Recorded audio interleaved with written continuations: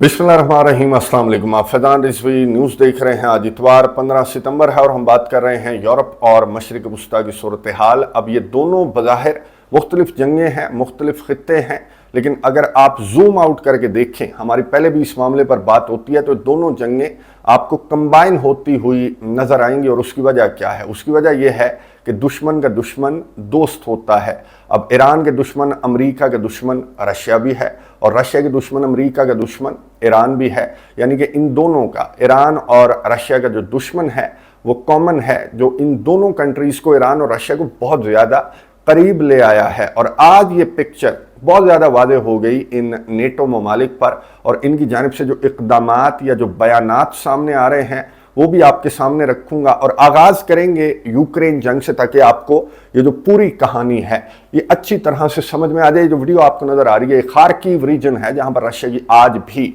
Strikes report हुई हैं, दर्जनों जख्मी। यूक्रेन के डिफेंस मिनिस्ट्री के मुताबिक इन स्ट्राइक्स के नतीजे में रिपोर्ट हुए। और ये जो साइट है खार्किव रीजन के अंदर, यहाँ पर एक दौरा भी स्केड्यूल था। किसका दौरा? ये अमेरिका का डेलीगेशन था। ये वीडियो आपको नजर आ रही होगी। यूक्रेन के सदर ने अपने सोशल मीडिया अकाउंट के ऊपर ये वीडियो शेयर करते हुए ये बताया कि बाय पार्टीशन, यानी कि रिपब्लिकन्स और डेमोक्रेट्स के ये जो ऑफिशियल्स हैं, ये यूक्रेन के दारुल हुकूमत के अंदर मौजूद थे, जिन्होंने इस साइट का भी विजिट करना था। खैर, इस मुलाकात में यूक्रेन के सदर ने जो मामला आजकल सबसे ज्यादा डिस्कस किया जा रहा है इन हलकों के अंदर, अमेरिका के अंदर भी, नेटो ममालिक के हलकों के अंदर भी, यूक्रेन के सदर का जो मुतालबा है लॉन्ग रेंज वेपन्स इस्तेमाल करने वाला, उस पर डिटेल के साथ हमारी गुज़िश्ता 2-3 वीडियोस के अंदर बात हुई। खैर, इस मुलाकात में भी यूक्रेन के सदर ने यही मामला डिस्कस किया। और इसके बाद जो वीडियो पैगाम जारी किया, तो यूक्रेन के सदर ने जो रशिया के हमले हैं, ब्रुटैलिटी है, दहशतगर्दी है, सिविलियंस को टारगेट किया जा रहा है, खार्किव रीजन के अंदर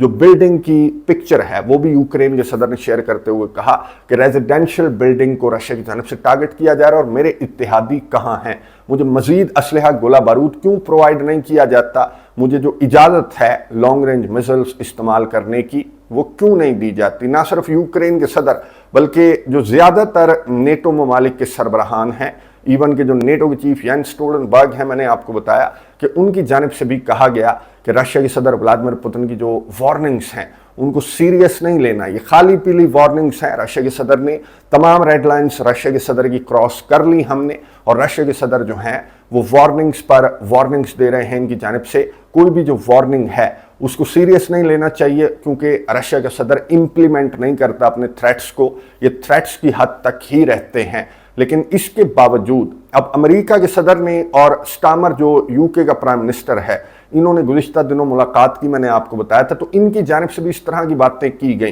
कि हम सीरियस नहीं ले रहे पुतिन के थ्रेट्स को, हम सीरियस नहीं ले रहे, क्योंकि तीसरी आलमी जंग कोई मजाक नहीं है, या फिर नेटो के खिलाफ एटमी जंग छेड़ देना भी कोई मजाक नहीं है। बात बिल्कुल दुरुस्त है कि ये कोई जंग अजीम दोम नहीं होनी, ये जंग अजीम सोम होगी जिसमें किसी की जीत नहीं होगी, बल्कि पूरी दुनिया, रशिया और नेटो समेत पूरी दुनिया तबाह हो जाएगी। तो ये जो थ्रेट्स हैं इनको पुतिन जाहिर है कि इम्प्लीमेंट नहीं करेगा। अगर पुतिन के थ्रेट्स जो हैं वो संजीदा नहीं ले रहे नेटो ममालिक, तो फिर यूक्रेन को इजाज़त क्यों नहीं दे देते? यूक्रेन के सदर व्लादिमीर ज़ेलेंस्की का सिंपल सा सवाल है कि अगर आप अपने मुंह से कह रहे हैं कि खाली पीली धमकियां हैं, तो फिर मुझे इजाज़त दे दें। डरने की क्या बात है? डरने की बात यह है कि आपको याद होगा कि पुतिन ने एक स्टेटमेंट जारी करते हुए कहा था कि अगर तुम मेरे दुश्मन को असलहा गोला बारूद प्रोवाइड करोगे तो मैं भी तुम्हारे दुश्मनों को असलहा गोला बारूद प्रोवाइड करूंगा। और पुतिन की जूं जूं रेड लाइन क्रॉस होती रही,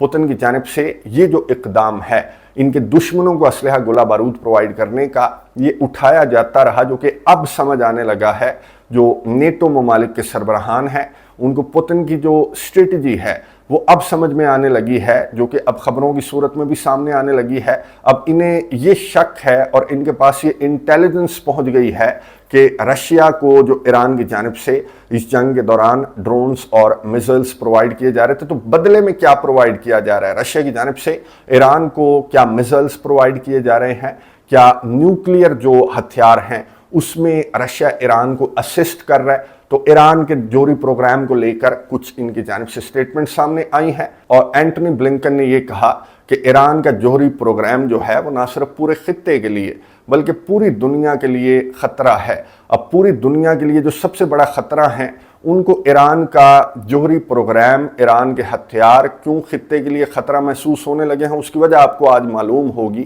کیونکہ آج یہ خبر سرخیوں میں ہے۔ انٹرنیشنل میڈیا ہو، نیشنل میڈیا ہو، سوشل میڈیا ہو، ایک ہی خبر آپ کو ملے گی کہ حوثی مجاہدین نے سینٹرل اسرائیل پر ایک میزائل داغا، اور وہ اسرائیل کے اوپر جو میزائل داغا گیا حوثی مجاہدین کی جانب سے، وہ کوئی عام دام میزائل نہیں تھا، بلکہ وہ ہائپرسونک میزائل تھا۔ اور یہ جو آپ کو علاقہ نظر آ رہا ہے سینٹرل اسرائیل کا، یہاں پر جا کر ایک ملٹری سائٹ کو سکسیسفلی اس میزائل نے ہٹ کیا، اور 2000 کلومیٹر سے بھی زیادہ اس میزائل نے ٹریول کیا۔ چلیں 2000 کلومیٹر سے زیادہ ٹریول کرنا تو بڑی بات نہیں ہے، لیکن بڑی بات یہ ہے کہ امریکہ اور صہیونیوں کی تیاریوں، ان کے ریڈارز اور ان کے ایئر ڈیفنس سسٹمز کو چکمہ دیتے ہوئے یہ جو میزائل ہے یہ سینٹرل اسرائیل تک پہنچا، اور افراتفری مچ گئی اسرائیل کے اندر اس میزائل حملے کو لے کر۔ جو اسرائیل کے صہیونی فوجی ہیں یا پھر اسرائیل کے عوام ہیں، ان کو شیلٹرز کی جانب بھاگنا پڑا، اور حوثی مجاہدین نے بھی سٹیٹمنٹ جاری کرتے ہوئے کہا کہ ہم نے دیکھ لیا کہ تمہارا ایئر ڈیفنس سسٹم، تمہارے ریڈارز کتنے زیادہ پاورفل ہیں، تو ہم نے یہ تجربہ بھی کر لیا، یہ ڈیمو تھا، اس کے بعد مزید جو اس طرح کے حملے ہیں وہ بھی آنے والے دنوں میں رپورٹ ہو سکتے ہیں۔ اب صہیونی میڈیا اگر آپ نکال کر دیکھیں، ویسے میں نے واٹس ایپ چینل کے اوپر جو ان کی خبروں کے تراشے ہیں وہ شیئر کیے ہیں کہ ان کی جانب سے کس طرح کے سوالات جو ہیں وہ ڈسکس کیے جا رہے ہیں کہ حوثی مجاہدین کی جانب سے یہ جو حملہ کیا گیا، اس کو صہیونی ریڈارز یا امریکی ریڈارز روکنے میں یا ڈیٹیکٹ کرنے میں کیوں ناکام ہوئے، یہ جو میزائل ہے یہ حوثیوں کے پاس آیا کہاں سے، اتنی ہائی ٹیکنالوجی ان حوثیوں کو کہاں سے مل رہی ہے، اور اگر حوثیوں کا میزائل صہیونی روکنے میں ناکام ہو گئے ہیں تو پھر آنے والے دنوں میں کتنے بڑے بڑے سرپرائزز جو ہیں وہ حوثی مجاہدین کی جانب سے یا پھر ایکسس آف ریزسٹنس کی جانب سے کتنے بڑے بڑے سرپرائزز ہمیں ملیں گے، تو اس کے لیے ہم کس حد تک تیار ہیں۔ اس طرح کے جو سوالات ہیں وہ صہیونی آفیشلز بھی آپس میں ڈسکس کر رہے ہیں، اور صہیونی میڈیا کے اوپر بھی اسی طرح کی خبریں لائن میں آپ کو نظر آئیں گی۔ حوثی مجاہدین کے میزائل حملے کے بعد یہ بالکل سٹپٹا چکے ہیں، اور ان کی جانب سے حرکتیں کیا کی جا رہی ہیں میں آپ کو بتا دوں۔ اب گزشتہ روز میں نے آپ کو بتایا تھا کہ حزب اللہ کی جانب سے 40-50 راکٹس جو ہیں وہ فائر کیے گئے تھے، اور یہ کل کی بات نہیں ہے بلکہ ڈیلی بیسس پر حزب اللہ کی جانب سے جو ناردرن اسرائیل ہے وہاں پر اسی طرح کی صورتحال ہے۔ ناردرن اسرائیل رہنے کے قابل نہیں رہا، یہاں پر جو عوام ہے ان کو یہاں سے ایویکویٹ کیا جا چکا ہے، اور حزب اللہ کے حملوں کو روکنے میں یہ صہیونی مکمل طور پر ناکام ہو چکے ہیں۔ تو آج یہ خبر سامنے آئی کہ انہوں نے لیفلٹس پھینک دیے، جو صدرن لبنان ہے، صدرن لبنان کی سائٹ پر انہوں نے لیفلٹس پھینک کر یہ انہوں نے ہدایات جاری کی صدرن لبنان کے اندر رہنے والے شہریوں کے لیے کہ 4 بجے تک تمہارے پاس ٹائم ہے، یہاں سے نکل جاؤ، کیونکہ ہم بہت بڑا حملہ کرنے والے ہیں حزب اللہ کی سائٹس کے خلاف۔ اب حزب اللہ کی سٹیٹمنٹ سامنے آئی، اور حزب اللہ کے ایک ترجمان نے سٹیٹمنٹ جاری کرتے ہوئے کہا کہ کچھ نہیں کرنے والے، یہ صہیونی کچھ نہیں کر سکتے، ان کی جانب سے اگر کچھ کیا گیا تو انہیں کانسیکوینسز کا معلوم ہے کہ ان کی ایئر ڈیفنس سسٹم کی کیا حالت ہے، ان کے ریڈارز کی کیا حالت ہے۔ وہ تو آج حوثی مجاہدین کے حملے نے بتا دیا، حماس نے بھی ویلکم کیا حوثی مجاہدین کے حملے کو، اور حزب اللہ کی جانب سے کہا گیا کہ یہ اب ہماری ہی اسٹریٹجی کو ہمارے اوپر امپلیمنٹ کرنے لگے ہیں، یعنی کہ سائیکلوجیکل وار کا آغاز اسرائیل کی جانب سے کیا گیا ہے، لیکن اس کا حزب اللہ پر کوئی اثر نہیں ہوگا۔ اور درست سٹیٹمنٹ نکلی حزب اللہ کی، کیونکہ ان کے ترجمان نے، جو صہیونی ترجمان ہے، اس نے کلیریفیکیشن جاری کرتے ہوئے کہا کہ یہ جو لیفلٹس پھینکے گئے ہیں لبنان کے اندر یہ ہماری جانب سے نہیں پھینکے گئے۔ پھر خلاصے آ گئے، انہوں نے کہا کہ ہمارے ایک کمانڈر نے یہ جو ہے انڈیویجولی یہ جو لیفلٹس ہیں یہ لبنان کے اندر پھینک دیے ہیں، اور ہمارا ان لیفلٹس سے کوئی تعلق نہیں ہے۔ اب ایک چیز تو واضح ہو گئی کہ ان کی جو آرمی ہے وہ بھی ڈیوائیڈڈ ہے اس جنگ کی اسٹریٹجی کو لے کر۔ ایک تو اسرائیل کی کابینہ تو ڈیوائیڈڈ ہے سو ہے، ان کی آرمی بھی ڈیوائیڈڈ ہے کہ ایک جو کمانڈر ہے وہ اٹھ کر لیفلٹس چھپوا کر پھینک دیتا ہے لبنان کے اندر، اور یہ اتنا بڑا اقدام ہے کہ لبنان یا حزب اللہ اسرائیل کے خلاف جنگ بھی چھیڑ سکتا ہے۔ تو اس اقدام کو اب انویسٹیگیٹ کیا جا رہا ہے ان صہیونیوں کی جانب سے، اور یہ کہا گیا کہ لیفلٹس جو ہیں وہ ایک انڈیویجول فیصلہ تھا ایک کمانڈر کا، جس کو ہم انویسٹیگیٹ کر رہے ہیں۔ اندر خانے تو یہ صہیونی بالکل سٹپٹا چکے ہیں، گھبرا چکے ہیں جو مجاہدین ہیں چاہے حماس کے مجاہدین ہوں. آج حماس کے ترجمان نے ایک انٹرویو دیا اور یہ کہا کہ مزید جو مجاہدین ہیں وہ حماس کو جوائن بھی کر رہے ہیں اور ہماری جو مزاحمت ہے اس میں کوئی کمی نہیں آئے گی اور آنے والے دنوں میں آپ دیکھیں گے کہ مزاحمت بڑھے گی. یہ جو ایمان کی طاقت ہے، یہ جو حوصلہ ہے